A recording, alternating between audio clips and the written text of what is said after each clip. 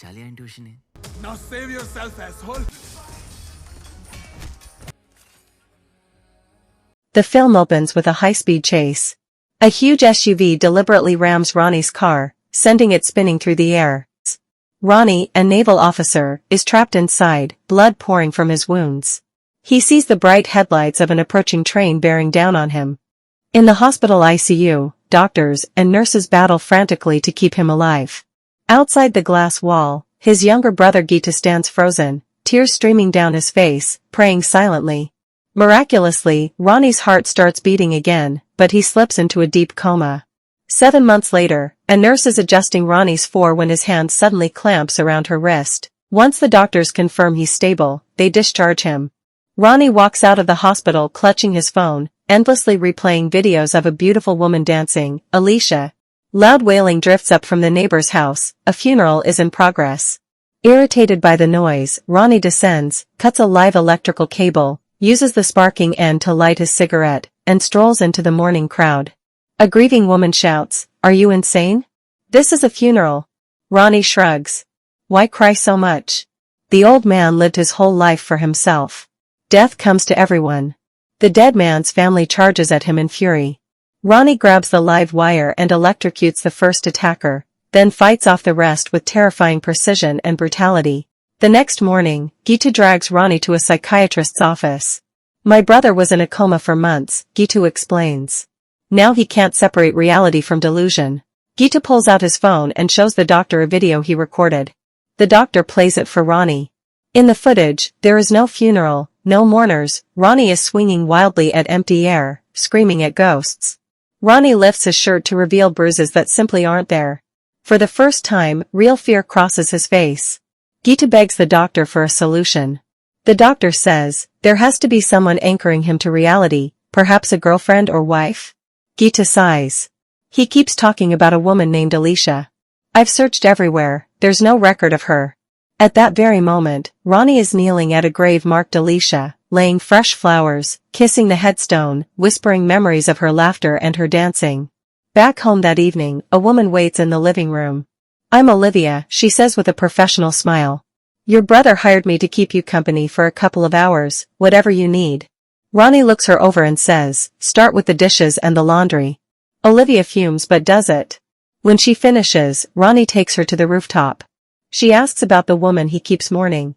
Ronnie tells her Alicia is dead. Over the next few days, he drags Olivia to every beach, cafe, and street he once visited with Alicia.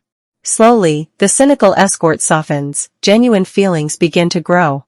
One night, Ronnie stares at a framed photograph he believed showed him and Alicia, only to realize it's actually him and Gitu. He tears the house apart searching for any real proof of Alicia, albums, hard drives, his phone. Everything has been erased. Convinced Gitu is trying to drive him insane, he tracks his brother to an auto workshop, attacks him, and drags him home, screaming that the memories are real. A terrified neighbor calls the police. Officers arrive to find Ronnie assaulting Gitu. When Ronnie punches a cop, the police commissioner steps forward, deliberately places his face in Ronnie's fist, and says, now you've hit me too. You're coming to the station. They take him in without handcuffs, for now. At the station, the moment anyone mentions Alicia's name, Ronnie snaps his handcuffs apart and roars, I'll prove she existed. Come see her grave. They drive to the cemetery. The headstone reads Margaret. An elderly woman who often sees Ronnie there says she assumed he was visiting his mother. In blind rage, Ronnie begins choking her until officers pull him off.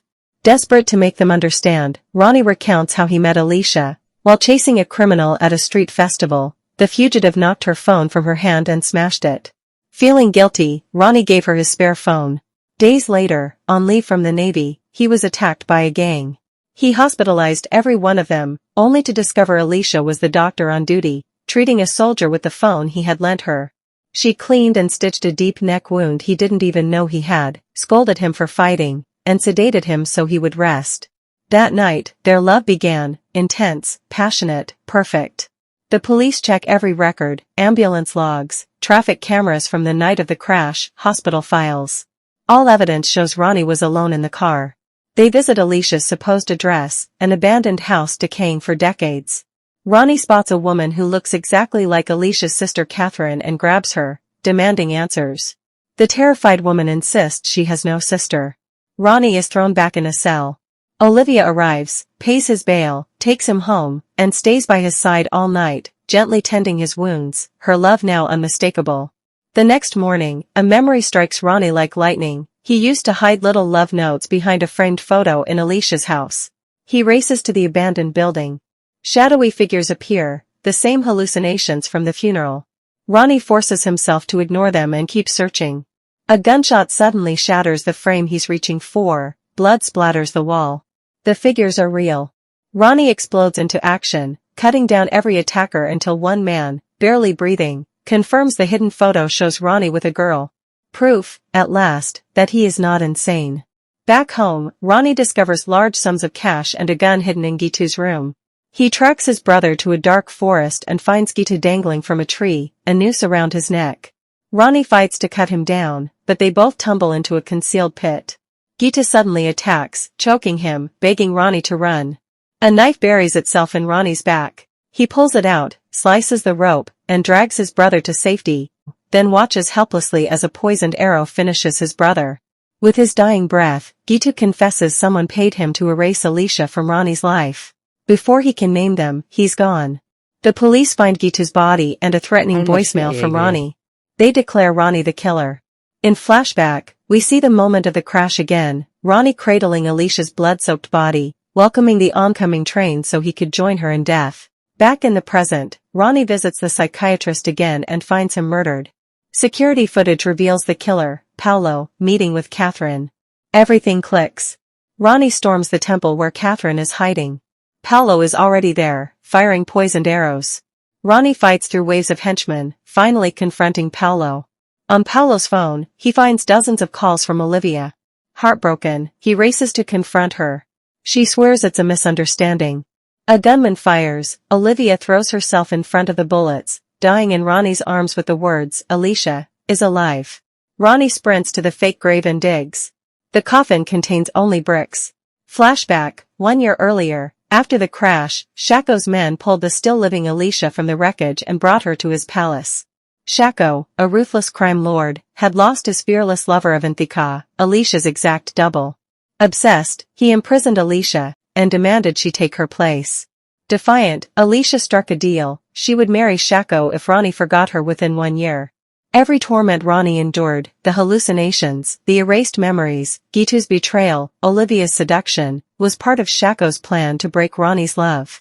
With only hours left, Ronnie walks into the police station and declares Alicia is alive. A corrupt officer immediately alerts Paolo. Shaco's men storm the station, detonating cars. The corrupt commissioner hands Ronnie over. Shaco parades doctored photos of Ronnie and Olivia in front of Alicia, claiming Ronnie moved on. To shatter her hope completely, Shaco forces a chained, beaten Ronnie into the room. Alicia, devastated, calls him a traitor and says she will marry Shaco after all. Ronnie, secretly threatened with Alicia's immediate death if he breaks script, admits he fell for someone else. Shaco's men chain Ronnie to a wall and torture him with electricity for exactly 365 minutes, 1 minute for each day of the year.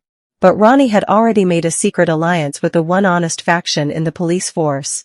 He breaks free, slaughters his torturers, and races to the church where Alicia is about to marry Shaco. Paolo's remaining assassins rise from the crypts beneath the church. Ronnie cuts them down one by one, finally reaches Paolo, and hangs him from the bell tower, the same way Paolo hanged Gitu. Ronnie bursts into the church just as the priest asks for the rings. Shaco's private army attacks.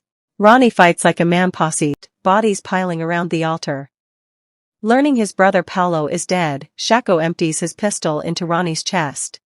Alicia snatches the gun, hesitates, then hands it to Ronnie. Shaco demands a fair fight. Ronnie drops the weapon. The two men collide, equal in strength, fueled by love and madness. Blow after blow lands until Ronnie drives a final strike that pins Shaco to a marble pillar. Shaco, still alive, reaches for another gun. Alicia steps between them. A massive, cracked pillar, weakened by the battle, crashes down and crushes Shaco beneath it.